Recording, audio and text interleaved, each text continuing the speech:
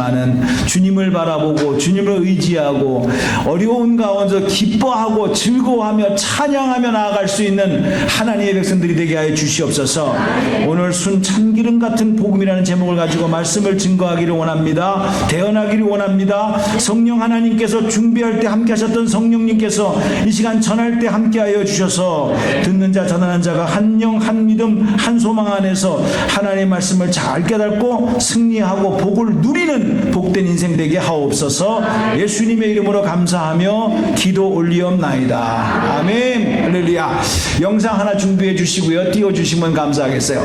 저는 이제 순복음, 순 참기름과 같은 복음이다 라는 제목을 가지고 어떤 제목을 정할까 했는데 참 유치하죠. 예, 순 참기름과 같은 복음이다. 그래서 이제 참기름 짜는 저거 영상 좀 저렇게 했습니다. 저게요, 하여튼 전기로 엄청난 압력을 줘가지고 그래서 위에서 진 눌러가지고서는요, 그래가지고 이제 그 기름이 나오는 장면입니다. 참기름집에서 볼 수 있는 그런 내용인데, 몇 카트 있으면 빨리빨리 보내주시고요. 저렇게 눌러지는 거고요. 합니다. 제가 이제 이거를 보면서 특정 상품을 선전하는 것이 아니라 참자도 저게 형용사거든요. 진짜다 그 말이죠. 근데 순자도 형용사지요. 그래서 이제 기름이면 기름인데 참기름이다. 그것도 부족하니까 순자가 들어가서 순참기름이다. 그렇게 됐는데 남대문 시장에서는 그게 하나가 더 들어가 있대요. 거기다가 정말 순 진짜 참기름 팝니다.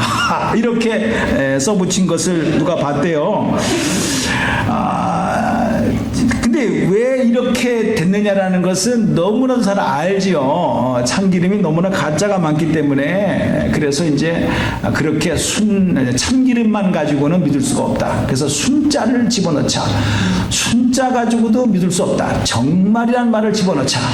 그래서 정말 순 진짜 참기름만 팝니다. 이렇게 이제 가게 앞에다가 붙여놨다는 겁니다. 문제가 되는 것은 이제 먹는 거에 가짜가 많아요. 그래서 그것 때문에 이제 식품 단속방도 나오게 되는데, 그것만이 아니라 뭐 인기가 있다 그러면은 그죠? 가짜 화장품도 나오고 가짜 뭐 청심환도 나오고 여러 여자분들이 좋아하는 가짜로 시작하는데 가방, 짝퉁, 이미테이션이 나와가지고 참 진짜처럼 만듭니다. 그래서 진짜는 살 수가 없고 가짜지만 진짜처럼 보이는 짝퉁 가방을 들고 그렇게 이제 다니는 것을 우리는 보지 않습니까? 그만큼 가짜가 판을 치고 있는 세상이고, 가짜가 많다라는 것은 진짜가 귀하다라는 것을, 또 소중하다는 것을, 또 인기가 있다라는 것을 알려주는 그런 내용일 수도 있습니다. 그래서 세상 사람들은 이렇게 평가를 합니다. 상점에 이제 손님이 들어가서 물건을 사려고 할 적에 미국 사람은 되게 이렇게 물어본답니다. How much? 그래서 이 물건이 값이 얼마냐? 이렇게 물어보는 것이 대부분이고, 영국 사람은 이 물건이 얼마나 질기냐? 퀄리티를 물어보고요. 프랑스 사람은 뭐라고 그럴까요? 유행. 이게 최근 거냐? 아니냐? 이렇게 묻고, 일본 사람은 상술이 발달됐으니까 이것을 가지면 얼마만큼 나에게 이익이 있느냐? 물어보고, 그 다음에 한국 사람은 가게 가면 뭐라고 그럴까요? 진짜냐? 가짜냐? 물론 요즘 한국 제품들 너무 좋아서요, 중국산이 가짜가 많습니다. 이건 옛날 이제 얘기지만 어쨌든 우리는 그렇게 듣고 그렇게 진짜냐 가짜냐를 참 분별하면서 지금도 신경을 쓰고 있습니다. 성경은 이렇게 말씀하고 있어요. 말세가 되게 되면 선지자 중에서도 거짓 선지자가 있다. 예수님도 가짜 예수가 나타나가지고 그래서 적그리스도가 나오고 있다. 이렇게 성경은 말씀하고 있습니다. 그래서 예수를 믿는 사람 가운데서도요, 저게 진짜인지 가짜인지 이게 참 구별이 안 될 때가 참 복음을 들어도 혼돈이 올 때가 있습니다. 그래서 제가 참기름 같은 복음, 진짜 복음이 무엇이냐라는 것을 여러분이 잘 아시는 요한복음 3장 16절, 뭐 성경 중에 한 구절을 택하라고 그러면은 요한복음 3장 16절을 택해야 됩니다, 여러분들이. 그런데 우리가 지금 요한 1서를 지금 공부하고 있는데, 큐티를 계속해서 하고 있는데, 요한 1서, 당연히 요한 1서와 요한복음은 같은 사도 요한이 쓴 글인데요. 똑같은 우연의 일치죠. 3장 16절에 요한 1서는 하나님의 사랑을 그렇게 받았으면 마땅히 형제를 사랑하는 것이 마땅하다라고 요한 1서의 3장 16절은 그렇게 우리에게 권면하고 있어요. 그러니까 하나님의 사랑을 받았다고 한다면은 그걸로서 족하지 말고 우리 주위에 있는 이웃을 향하여 사랑을 베풀라라고 하는 또 하나의 권면이기도 합니다. 오늘날 이게 약하죠. 그래서 복음이라고 하는 것은 나를 살리는 복음이지만은 또한 진짜 복음이 되려면 받은 사랑만 가지고 만족하지 마시고 우리 교회가 부족하지만은 이웃을 향해서 사랑할 수 있는 그런 마음이 들기를 바라서 오늘 진짜 복음이 무엇이냐라고 하는 것을 세 가지 면에서 말씀을 드리려고 합니다. 그런 차원에서 이해를 돕기 위해서 어느 한 성도가 교회에 와서 이렇게 수요일 날인가요? 금요일 날에 이렇게 간증을 했어요. 우리 교회 이야기가 아니고 한국 이야기입니다. 이 성도님의 간증은 이렇게 시작합니다. 사랑하는 성도님들, 제 어머니는 1급 장애인입니다. 그래서 제가 별로 도와줄 것이 없습니다. 그런데 어머니는 힘이 들어도 도움을 안 받고 어때든지 자기가 하려고 하는 버릇이 생겼습니다. 그럼에도 불구하고 주변에서는 어머니가 1급 장애인이기 때문에 일을 안 시킵니다. 일을 해야 힘들어 하시니까 당연히 그렇겠죠. 그래서 어머니는 기도하고 그리고 성경을 집에서 이렇게 쓰는 일을 그렇게 하고 소일하고 있었습니다. 근데 한 번은 교회에서 무슨 설교를 들었는지 내가 천국 창고에 참기름 한 병을 채워야지라는 그런 말을 했다라는 거예요. 여러분도 아다시피 참기름을 만들 때에 물에 뿌려가지고 또 그것을 햇빛에서 말리고 이런 작업을 한 다음에 그 다음에 이제 참기름 방앗간에 가가지고 눌려가지고 그 기름을 짜지 않습니까? 그러니까 우리의 헌신과 봉사가 그냥 되는 것이 아니라 기름을 짜듯이 그 겟세마네 동산에서 뜻은 그 기름을 짠다 그 뜻 아닙니까? 그러니까 땀방울이 핏방울이 들어 그냥 온 몸과 마음을 다하여 온 인류의 백성들을 구원하기 위한 주님의 그 마지막 그 기도, 이게 기름을 짜는 듯한, 그래서 겟세마네라고 하는 뜻이 이제 그런 뜻인데 이제 그런 내용을 들었던 것 같아요. 그래서 나도 이런 1급 장애인 몸이지만은 하늘나라에 진짜 참기름 한 병을 올려드려야지 라고 생각을 하고 그때부터 어머니가 아픈 몸을 가지고 깨농사를 시작을 해서 1년에 한 번씩 기름을 4병을 짜가지고 한 병은 목사님에게 갖다 주고 3병은 자식들에게 나누어 주는 그런 일을 했다고 합니다.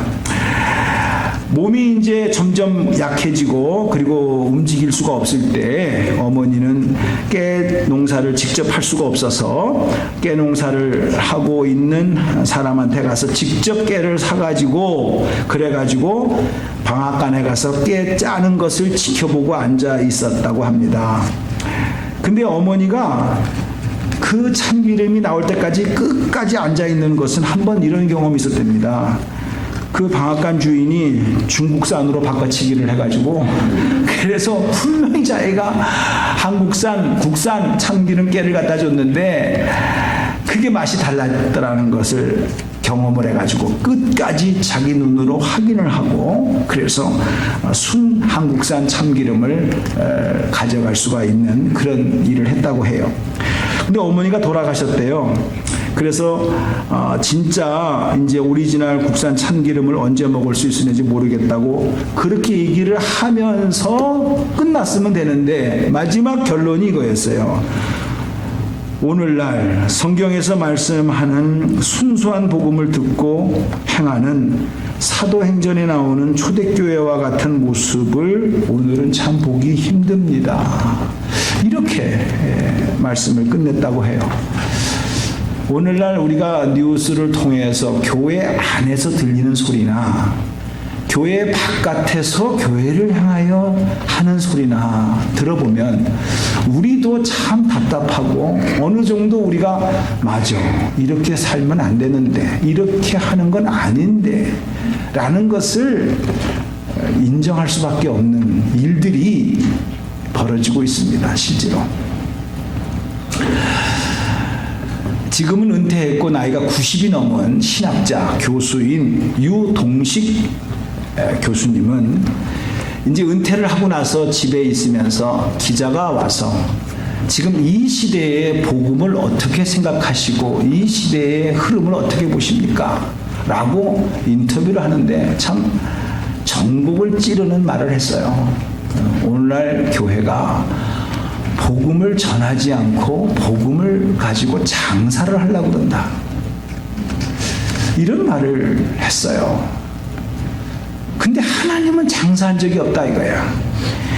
인간으로서는 아무것도 하지 않았는데 하나님께서는 거저 하나님께서 스스로 알으셔서 우리를 구원해 주신 것이 복음의 핵심이라는 거예요. 그런데 우리는 거저 받은 이 복음을 장사를 하고 있는 교회의 모습을 바라볼 때 안타깝다 이렇게 말을 했습니다. 미국에서도 가끔은 이렇게 영적 대각성 운동이 일어나는데 그 중에 조나단 에드워드, 여러분이 잘 아시는 목사님 사진 준비됐으면 보여주시고 저분입니다. 이분이 영적 대각성을 이제 미국에서 이렇게 일으키면서 하시는 복음에 대한 내용을 말씀합니다. 복음은 다른 것이 아니다. 두 가지가 예수님께서 이 땅에 오셔서 이루신 이 내용이 복음인데, 하나는 뭐냐 되면은 예수님이 이 땅에 오셔서 우리 죄를 위하여 대신 죽으심으로 하나님의 뜻을 이루고 하나님이 기뻐하시는 일을 죽기까지 순종하심으로 이루었다. 이게 복된 소식이라는 거예요. 우리가 할 수 있는 게 아니에요. 예수님만이 하실 수 있는 거예요. 두 번째로 예수님께서는 아담 이후에 이뤘던 하나님의 자녀된 신분을 십자가상에서 해결하심으로 자녀의 신분을 되찾았고 뿐만 아니라 죽어서 하늘나라의 상속자가 되게 했다. 이렇게 두 가지로 요약해서 말씀을 합니다. 복음은 복잡한 게 아닙니다. 하나님께서 하신 것이고 이렇던 하나님의 자녀의 신분을 예수님께서 찾아주신 것이고 뿐만 아니라 하늘의 위대하고 정말 말할 수 없는 그 하나님의 약속의 말씀을 유산으로 받을 수 있는 상속자가 되게 하신 것이다. 이것이 십자가상에서 이루어진 것이다라는 얘기입니다. 이것을 깨달은 초대교회의 사도 바울은 고린도 후서 4장 10절에서 우리가 항상 예수의 죽음을, 이 말은 십자가를 몸에 짊어지는 것은 그냥 고난이다 뭐다 이것만이 아니라 내가 예수 그리스도의 몸을, 예수 그리스도의 십자가를 내 몸에 같이 짊어지는 것은 아울러 예수의 생명이 나에게 머물게 하려 함이니라. 이게 떨어질래야 떨어질 수 없다라는 거예요, 여러분들이. 그러니까는 우리 흔히 말해서 노 크로스 노 크라운이에요. 고난이 없으면은 멸류관도 없다라는 거예요. 십자가가 없으면은 부활도 없다라는 거예요. 그렇기 때문에 사도 바울은 내가 자랑할 것이 너무나 인간적으로는 많다. 그러나 이 모든 것을 다 뒤로 하고 나는 십자가 외에는 자랑할 것이 없다. 라고까지 그렇게 선포를 했어요. 어떻게 보면 참 안타까운 표현일 수도 있어요. 우리는 너무나도 자기 자신을 알리기 위하여 알아달라고 몸부림치면서 과장하면서까지 가짜로까지 거짓말까지 섞어서 그렇게 포장을, 위장을 하고 있는 경우가 있어요. 그런데 오히려 바울은 다 그것을 배설물로 여겼다 그랬어요. 그리고 십자가 외에는 자랑할 것이 없다고 그랬어요. 저는 그래서 여기서 감동을 받은 거죠. 그럼 무엇 때문에 그렇게 박식하고 그렇게 인기가 있고 자기가 현재 가지고 있는 재능만 가지고도 평생을 고생하지 아니하고 존경받으면서 살아갈 수 있었던 사도 바울이 어떻게 그렇게 십자가 외에는 자랑할 것이 없다고 그랬고 자기가 가지고 있고 이미 소유한 것을 다 배설물로 버릴 수가 있었을까? 아마 그거는 오늘 사도 요한이 쓴 요한복음 3장 16절, 요한 1서 3장 16절 이 말씀이 그에게 아마 새롭게 조명되지 않았을까 이렇게 생각을 해봅니다. 그러면서 그가 우리를 위하여 목숨을 버렸으니, 간단한 얘기지만 이건 십자가예요. 하나님이 세상을 이처럼 사랑하사 독생자를 주셨으니 라는 말은 다른 말로 말하면 십자가를 통해서 내 아들을 죽게 했으니 이는 저를 믿는 자마다 이렇게 되는 거거든요. 그러니까 요한복음 3장 16절이나 요한 1서 3장 16절은 십자가상에서 반드시 보여져야 되고 십자가상에서 이미 보여진 사랑이 있었다라는 거예요. 그 사랑이 무엇이냐? 세 가지 면에서 말씀드립니다. 첫 번째가 영혼에 대한 사랑이고, 두 번째는 우리의 환경을 다스릴 수 있는 권세를 주신 것에 대한 사랑이고, 세 번째는 우리의 육신의 질병을 다스릴 수 있는 권능을 주신 것이 사랑이다. 이렇게 성경은 말씀하고 있기 때문에 이것을 풀어가려고 합니다. 첫 번째가 십자가상에서 보여주신 사랑은 내 영혼에 대한 사랑입니다. 자, 이 내용은 항상 창세기서부터 들어가야 됩니다. 창세기 2장 16절과 17절을 보게 되면은 최초의 이 큰 우주에 인간이 딱 두 명밖에 없었어요. 아담과 하와. 그 에덴 동산에, 그 화려한 에덴 동산, 정말 풍성한 에덴 동산에 딱 아담과 하와 두 사람이 있을 때 하나님께서 명령을 하십니다. 여호와 하나님이 그 사람에게 명하여 이르시되 동산 각종의 나무는 내가 네 마음대로 먹어라, 임의로 먹어라. 그러나 선악을 알게 하는 나무의 열매는 먹지 말라. 내가 먹는 날에는 반드시 죽으리라. 이렇게 말씀을 하셨습니다. 세상에 다른 거는 네 마음대로 다 먹어. 그러나 한 나무 달린 그 선악을 알게 하는 나무는 먹지 마라. 해석이 여러 가지가 있습니다만 오늘 그 해석은 나중에 성경 공부 시간 기회가 있으면 자세하게 풀어드리고, 지금은 어쨌든 하나님의 말씀, 주인 대신 창조주 하나님의 말씀이 먹지 말라고 하는 것이 있었어요. 먹으면 죽는다고 그랬어요. 이 죽음은 육신의 죽음을 말하는 것이 아니고, 죽음은 나중에 육신의 죽음이 온 것이고, 영혼이, 하나님의 영이 떠난 것을 가지고 죽었다, 이렇게 주님은 말씀하시는 거예요. 자, 여기서 중요한 걸 깨달아야 됩니다. 여기서부터 육신의 죽음이 왔고 영혼에 대한 죽음이 왔는데, 이 문제는 인간이 해결할 수가 없는 거예요. 하나님과 떨어진, 하나님과 원수가 된 인간이 어떻게 인간 편에서 해결할 수 있는 길이 있었겠어요? 없어요. 우리는 그것을 해결해 보려고 여러 가지를 가지고 해봅니다. 그런데 결국은 그것이 해결이 안 돼요. 수많은 철학이 나옵니다. 수많은 세상의 이론이 나옵니다. 선행이 나옵니다. 그러나 이런 모든 것을 가지고 하나님과 원수된 문제를 해결해 보려고 노력했던 인간의 역사는 인정할 수 있지만 해결됐느냐? 안 됐다라는 거죠. 왜? 해결이 안 됐으니까 하나님 대신 예수님이 이 땅에 오신 거 아니겠어요? 믿으십니까? 하나님 편에서 해결점을 열어놓으셨다라는 거예요. 이게 여러분들이 이 복음의 핵심의 스타트를 잘 알으셔야 돼요. 내가 먼저 어떻게 해보려고 했던 것이 아니에요. 너희가 나를 사랑한 것이 아니고 내가 먼저 너희를 사랑했다 라는 것에서부터 복음은 시작이 됩니다. 예수님의 수제자였던 베드로는 베드로전서 3장 18절에 이렇게 우리에게 소개합니다. 그리스도께서 단번에 죄를 위하여 죽으사. 자, 읽겠습니다. 시작. 그리스도께서 단번에 죄를 위하여 죽으사 의인으로서 불의한 자를 대신하셨으니 이는 우리를 하나님 앞으로 인도하려 하심이라. 육체로는 죽임을 당하시고 영으로는 살리심을 받으셨느니라. 봐요. 예수님께서 죽으신 것은 의인으로서 불의한 자, 바로 저와 여러분을 위해서 대신했다. 그래서 하나님 앞으로 인도하려 하심이라는 말은 화해하려 하심이라. 화목제물이라는 것이죠.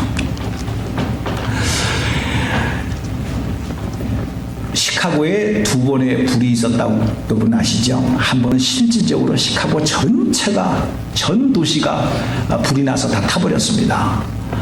그리고 또 하나는 무디라고 하는 목사님이 영적인 부흥을 일으켰을 때 성령의 불이 시카고에서부터 확 불이 붙어가지고 영적 각성 운동의 선구자로서 크게 하나님께서 쓰신 인물이 무디 목사님이십니다.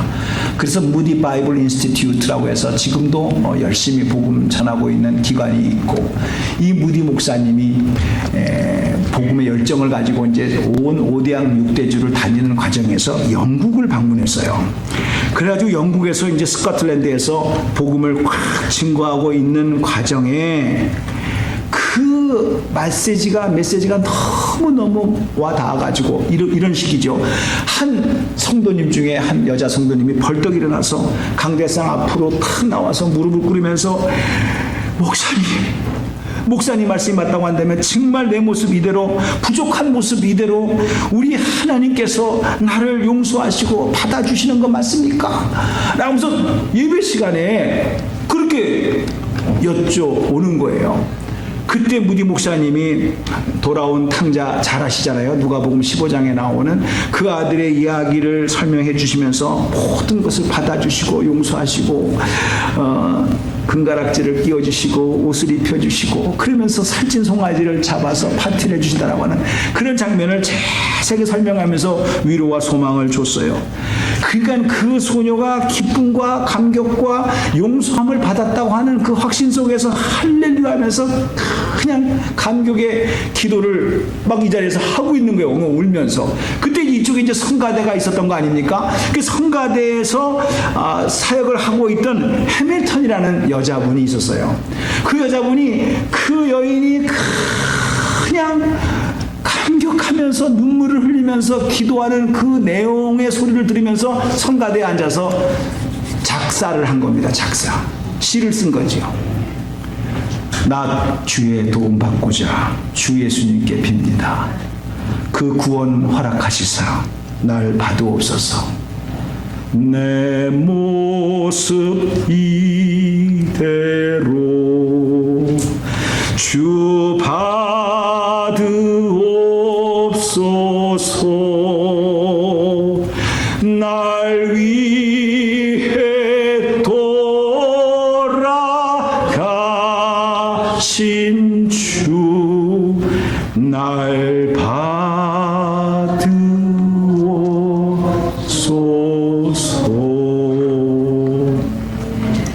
해밀턴이라는 여자가 그 시를 성가대에서 그 여인의 기도 소리를 듣고 쓰기 시작하고, 훗날 생키라고 하는 목사님이 거기에 곡을 붙여서 오늘 저와 여러분이 부른 찬송가, 새 찬송가는 214장, 통일 찬송가는 349장에 나 주의 도움 받고자 주 예수님께 빕니다. 그 구원 허락하시사 날 받으옵소서. 어찌 그 이름 모를 여인의 고백만이 되겠습니까? 만일에 우리가 주님이 안 받아주신다면 너는 자격이 안 된다, 너는 도저히 내 자녀가 될 수가 없다 라고 리젝트를 했다고 한다면 여러분, 우리가 어떻게 이 자리에서 예배를 드리는 게 의미가 있겠습니까?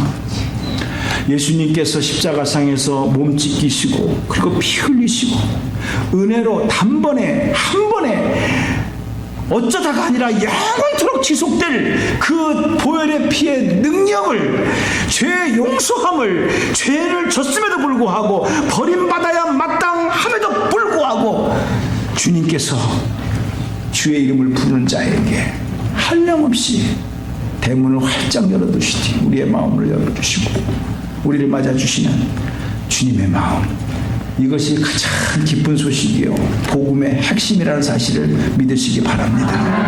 우리의 영혼을 살리시는 십자가의 사랑입니다. 두 번째로 우리에게 보여주신 것은 저와 여러분이 겪고 있는 현실이라고 하는 환경입니다. 이것도 창세기서부터 시작을 합니다. 죄를 짓고 난 후 하나님께서 창세기 3장 17절과 18절에 이렇게 말씀을 하십니다. 아담에게 이르시되 내가 내 아내의 말을 듣고 내가 내게 먹지 말라 한 나무 열매를 먹었은즉 땅은 너로 말미암아서 읽겠습니다. 시작. 땅은 너로 말미암아 저주를 받고 너는 평생에 수고하여야 그 소산을 먹으리라 라고 말씀하셨어요. 이해가 되십니까? 땅이 저주를 받은 게 땅이 비료를 안 먹어서 그렇게 된 것이 아니에요. 인간이 하나님 말씀을 거절함으로 말미암아 땅이 저주를 받았다라는 거예요. 성경이 말씀하고 있는 것은.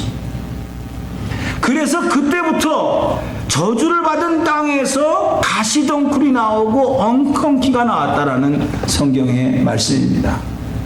오늘 저와 여러분 내 인생이 왜 이렇게 가시덩굴처럼 왜 이렇게 찔리는 게 많아? 왜 이렇게 엉겅퀴처럼 인생이 왜 이렇게 꼬이고 복잡해졌어? 라고 하는 것은 올라가다 보면 하나님의 말씀을 불순종한 결과로 말미암아 땅이 저주를 받아서 낸 결과라는 거예요. 그만큼 오늘 저와 여러분이 겪고 있는 이 환경, 나를 누르고 있는 이 환경 속에서는 말할 수 없는 인생의 가시들이 그것 때문에 우리는 행복해야 되고 사랑해야 될 가정 속에서도 가시 찔리는 소리가 나오는 거예요.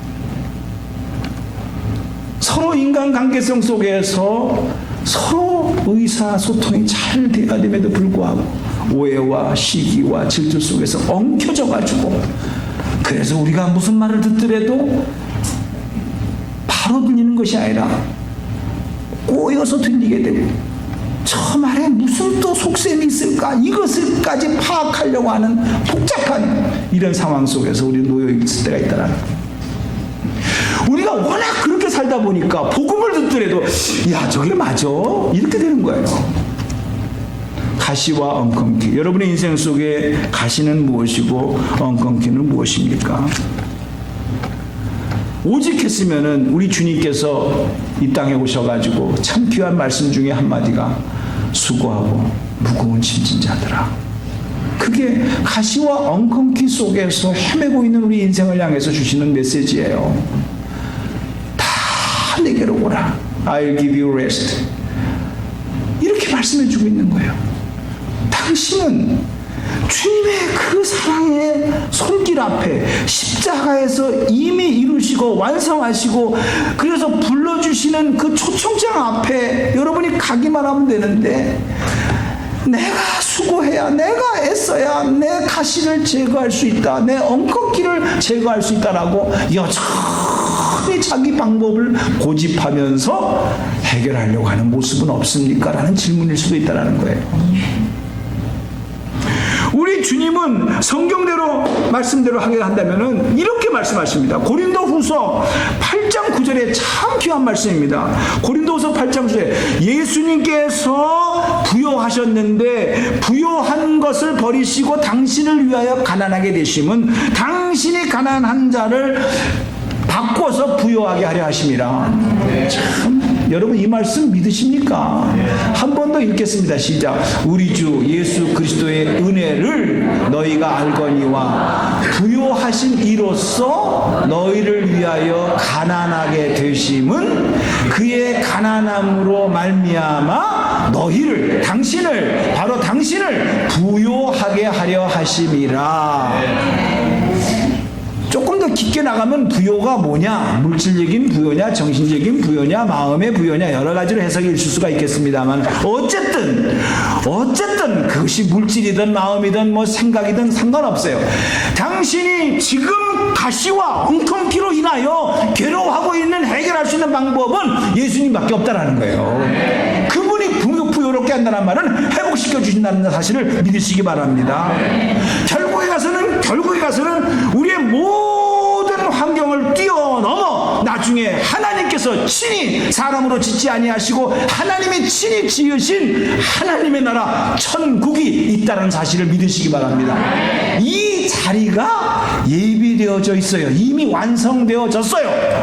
예, 여러분들 그게 보이셔야 돼요. 우리가 이 땅에서 겉만 보이니까 내 팔자야 하는 것이고 내 운명이야 하는 것이지, 우리의 마지막 종착역, 우리의 마지막 피난처 손으로 짓지 아니하시고 하나님께서 친히 만드신 장막이 집이 있는 줄 아노니 라고 고백한 사도 바울의 말처럼 진짜 그것이 믿어진다고 한다면 여러분이 초가상간이라도 당장 지금 없더라도 페이멘트를 못하고 욕심이 아프다 할지라도 내가 가야 될 집이 있구나. 이게 복된 소식입니다. 무엇을 바라겠습니까? 이 소식을 여러분의 것으로 만들 수 있는 복된 믿음이 되기를 주님의 이름으로 축복합니다. 마지막으로 건강의 문제입니다. 저도 아파봤고 사랑하는 아내도 아파서 하나님 품으로 가게 했고 우리 교우들이 참 아프지 말아야 되는데 아파가지고 자기만이 아니라 온 가족이, 온 우리 믿음의 식구들이 같이 아파하고 힘들어하고 기도하면서 현실적인 문제를 놓고 이렇게 할 때, 참 세상의 말처럼 그 말이 맞더라고. 건강 잃으면 다 잃은 거다. 그 말이 성경의 말씀은 아니지만은 참 일리가 있는 말이라는 것을 우리는 건강을 잃어버리고 난 다음에 말할 수 있는, 느낄 수 있는 그거예요. 그래서 여러 가지 건강에 대한 이야기가 많이 나오고 또 건강할 때 지켜야 된다. 그래서 건강검진이 유행이었습니다. 그래서 십자가에서 보여준 사랑은 여러분의 건강을 강건케 하신다고 하시는 사실을 믿으시기 바랍니다. 아멘입니까? 이거는 제 말이 아니고 실제로 건강검진을 많이 하기 위해서 그것도 또 열심히 또 좋은 데서 잘 해야 된다라는 것 때문에 병원을 또 선별하는데, 세브란스 병원이 이제 크리스찬 그 병원이니까 여기에서 데이터를 했어요. 거기에 대한 자료입니다. 세브란스 병원에서 이제 건강검진을 하러 많은 사람들이 오니까 자동적으로 데이터가 있지 않습니까? 그래서 세브란스 병원에서는 이제 크리스찬 병원이니까 이렇게 우선 분리를 했습니다. 불신자도 아프지요. 당연히 믿는 신자들도 아프지요. 불신자도 죽지요. 믿는 사람이라고 안 죽습니까? 다 이제 죽는 거, 병드는 거는 다 같은 현상이에요. 그런 가운데에서 이제 확률을 가지고 데이터를 뽑은 거죠. 100명을, 각각 100명을 선정을 해가지고 믿는 사람 100명, 안 믿는 사람 100명 이렇게 해서 조사를 했는데 다 병 걸리고 죽고 하는데 100명 중에 교인들, 믿는 사람 중에 100명은 40% 정도가 데이터가 나왔고 불신자 중에서 100명 중에서는 80%가 병자가 나왔다는 그런 분석 결과가 나왔습니다. 그럼 분석을 했으면 그 이유가 발견될 거 아니겠어요? 네 가지로 분석을 했습니다. 한 것이 제일 첫 번째가 뭐냐게 되면 제일 첫 번째가 어떻게 믿는 자와 안 믿는 자가 병든 자는 다 있는데 하나는 40%가 나오고 하나는 80%가 나왔느냐라는 것을 2배의 많은 병자가 나왔다라는 거죠. 안 믿는 자 중에. 첫 번째는 우리가 흔히 고백할 수 있는 하나님이 축복해 주셔서 건강하다. 믿습니까? 하나님은 생사 화복을 주관하시는 하나님이라고 우리는 믿어요. 안 아픈 것도 아니고 안 죽는 건 아니지만 확률적으로 덜 아프다 이거예요. 환자가 적다 이거예요. 그 말로 그렇게 이해가 될 수가 있겠죠. 두 번째로는 재밌습니다. 교인들은 교회에 와서 박수를 칩니다. 찬송을 합니다. 그래서 마음이 기뻐지고 기쁨과 때로는 그 용서 속에서의 감동의 눈물이 흘리고 그러면서 되어지는 것이 만병의 원인인 스트레스 스트레스가 해소된다는 거예요. 이건 과학적으로 이렇게 풀어본 겁니다. 스트레스가 해소된다는 거예요. 그래서 온 전신의 근육과 신경이 박수를 치고 찬송을 하고 기도를 하는 가운데 그게 안에서 안 보이지만 움직여진다는 거예요. 그래서 안 믿는 사람보다 건강하다, 이런 겁니다. 세 번째는 뭐냐 하게 되면은 이것도 재밌습니다. 새벽 기도를 와서 깨끗한 공기를 마신다는 거예요. 안 나오면 안 되겠네 이제. 그래서 안 믿는 사람보다 폐가 튼튼하대요. 심호흡을 아침에 프레시한 에어를 갖다가 함으로 말미암아 폐가 건강하다. 이건 요즘 굉장히 여러분 미국에서 사는 것만도 행복인 줄 아시기 바랍니다. 한국은 미세먼지가 많아가지고 마스크를 쓰고 가야 된다는 거죠. 아침에 오늘 한국에서 오신 우리 집사님이 말씀하시기를 우리는 일기예보만 보고 나갔는데 한국에서는 미세먼지 농도를 보고 그날 아침 출근할 때 마스크를 끼고 나갈 것이냐 출근할 것이냐 아니냐를 반드시 알고 나가야 된다는 거예요. 미세먼지가 들어가게 되면요 폐로 들어가서 폐병이 걸리고 죽는데요. 아주 금속성이 많아가지고 그만큼 공기가 안 좋다라는 것입니다. 자, 새벽기도 많이 나오셔서 폐가 튼튼해지기를 축원합니다. 그 다음에가 네 번째가 뭐냐 하게 되면은 기도하고 통성기도함으로써 여기에 쌓여져 있는 한이 하나님 아버지 앞에 표현이 된다라는 거예요. 이렇게 그래가지고 우라병, 속병 이런 것이 이렇게 해결될 수가 있고 이것이 쌓이게 되면 아주 간에 치명적인 그 간 경화증이 오게 된다라는 겁니다. 그래서 간이 좋아진대요. 아파지지 않는데요. 간 조심하십시오. 여러분 간은 아시죠? 간은 고통을 못 느끼게 합니다. 그래서 맨 마지막에 손댈 수 없을 정도로 간이 나빠졌을 때 그때 간이 반응을 그때 해요. 그러니까 그때 발견하면 이미 늦었습니다. 이렇게 되는 거죠. 간은 반응이 없어요. 통증이 없어요. 자기가 죽을 때까지. 그러니까 평상시에 관리를 잘 해야 된다는 뜻이고 그렇게 해서 조사가 나왔다는 거예요. 자, 이건 세상에서 세브란스 병원에서 이제 100명을 놓고 조사한 데이터지만은 그럼 성경은 어떻게 말하고 있습니까? 제가 몇 구절을 찾아보겠습니다. 빨리빨리 좀 비춰주기 바랍니다. 열왕기상 17장 17절 24절을 보게 되면 말입니다. 엘리야 시대 때에 사르밧 과부의 아들을 엘리야가 가서 고쳐줬어요. 열왕기하 4장 32절과 35절에는요 엘리사 시대 때에 수렙 여인의 아들을 고쳐줬어요. 예수님 시대로 와가지고 마가복음 5장 35절과 43절에는 잘 아시는 회당장 야이로의 딸이 죽었다. 주님 괴롭게 하지 마십시오. 근데 주님이 딱 가서 고쳐주셨어요. 요한복음 11장에는요 죽어서 썩은 냄새가 나는 나사로야 컴포트 이렇게 맞아 살려주셨어요. 마태복음 27장 52절 53절에는 예수님께서 십자가상에서 죽으시고 부활하실 때에 무덤이 열리면서 자던 자들이 다 몸이 일어났다고 그랬어요.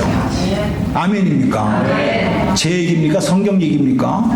성경은요 병든 자를 세워줄 뿐만 아니라 죽은 자 썩은 냄새 나는 자 이미 땅에 묻혀있는 자들이 예수님께서 십자가의 사건을 통해서 무덤이 열리면서 그 성도가 벌떡 일어났다고 그랬어요. 세상에 안 믿어지시죠? 그리고 예수님만이 아니라 예수님의 영을 받고 사도들에 나간 사도행전을 보게 되게 되면 9장 36절에 선행과 구제를 많이 했던 사람도 죽었어요. 그 도르가예요. 일종의 다비다라고도 하기도 하고 그가 병들어 죽었을 때 베드로가 탁 가서 안수하니까 낫다고 그랬어요. 사도행전 20장을 보게 되니까 바울이 설교를 하게 되는 설교 시간이 길었는가 봐요. 마침 창문가에서 앉아서 졸면서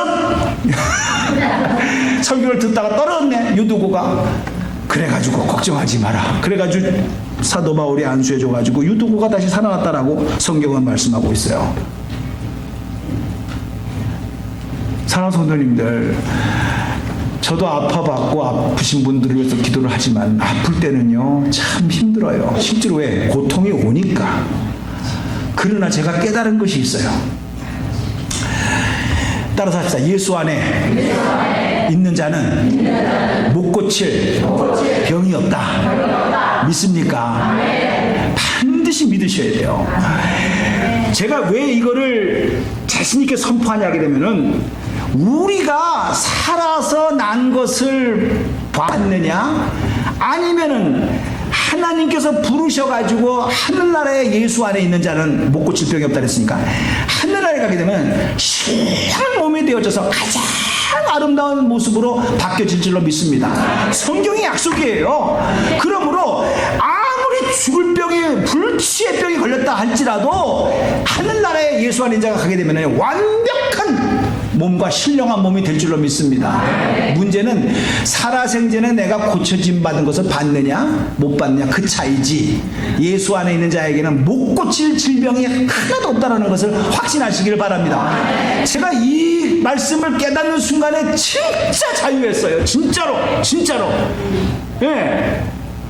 핸디캡이라는 것이 태어나면서부터 핸디캡인 사람도 있지만은 교통사고를 당해서 어떤 사고를 당해서 핸디캡이 된 사람도 있습니다.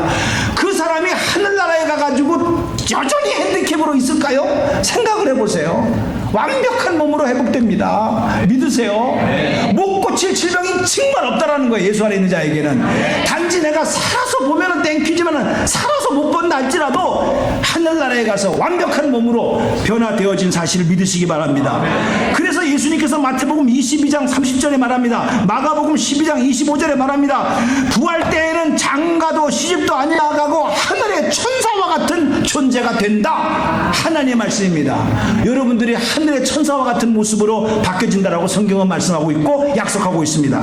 요한복음 5장 29절에는 부활 때에는 선한 일을 행한 자에게는 생명의 부활로, 악한 일을 행한 자에게는 심판의 부활로 나타나게 된다라고 말씀하고 있어요. 부활 자체를 가지고 좋아하지 마세요. 부활은 다 해요. 근데 악한 사람은 심판의 부활로 나오고 예수 안에 있는 자들은 생명의 부활로 나온다라는 거예요. 성경의 말씀입니다. 전 이게 복음이라는 거예요. 여러분들이 너무 이 땅에 오래 살라고 좋은 약 먹지만 안 먹어도 우리는 하늘나라에 가서 최고의 몸의 컨디션과 신령한 몸으로 영생 복락을 누리겠다라고 약속하여 주신 줄로 믿습니다. 아멘. 아멘. 사도 베드로는 이렇게 말씀을 하면서 결론을 내립니다. 베드로전서 2장 24절에 친히 나무에 달려 그 몸으로 우리의 죄를 담당하셨으니, 시작, 친히 나무에 달려 그 몸으로 우리의 죄를 담당하셨으니 이는 우리로 죄에 대하여 죽고 의에 대하여 살게 하려 하심이라. 그가 채찍에 맞음으로 너희는 나음을 얻었다. 아멘입니까? 할렐루야. 주님의 등허리에 맞은 채찍으로 말미암아 모든 질병은 사라지되 이 땅에서 해결되지 않고 여러분이 하나님의 부르셔 갔다 할지라도 분명히 하늘나라에서는 깨끗하게 낫게 된 줄로 믿습니다. 근데 어느 신학자가 이 말씀을 깊이 묵상하다가 단 한 사람 하늘나라에서는 상처를 그대로 가지고 계신 분이 계시다. 누구게요? 그렇죠. 예수님은 하늘나라에 가서도 여전히 못자국 갖고 계세요. 발에 발 못자국 흔적이 남아 계세요. 등허리에 채찍 자국 남기고 계세요. 제가 이걸 막 하도 물었어요. 우리는 다 그가 채찍에 맞음으로 우리가 병에서 깨끗하게 마음을 잊고 하늘나라에 가서 흔적도 없이 신령한 몸으로 바뀌어지는데 우리 주님은 왜 여전히 손자국, 발자국에 흔적을 남기시고 등허리에 채찍을 남기셨을까? 그것은 아직도 구원받을 사람이 있다는 거예요. 구원받을 사람이 있다는 거예요. 여러분, 우리 주님은 그런 거예요. 난 너무나 이런 주님을 내가 만났고 이 주님을 의지하고 살아간다는 게 너무 진짜 복된 인생이라고 깨달았어요. 여러분, 하늘나라에 가서 다 신령한 몸인데 누가 예수님인지 모르겠다. 이제는 가르쳐 드렸죠? 손바닥만 보면 돼요. 구멍 난 거 있으면 그분이 예수님이. 꼭 끌어안으세요. 그 주님 앞에 우리의 인생을 맡기고 행복한 삶을 살아갈 수 있는 저와 여러분이 되기를 주님의 이름으로 축복합니다. 기도하겠습니다. 하나님 아버지, 사랑이 많으신 하나님 아버지, 우리를 위하여 대신 죗값을 치르기 위하여 죽으신 뿐만 아니라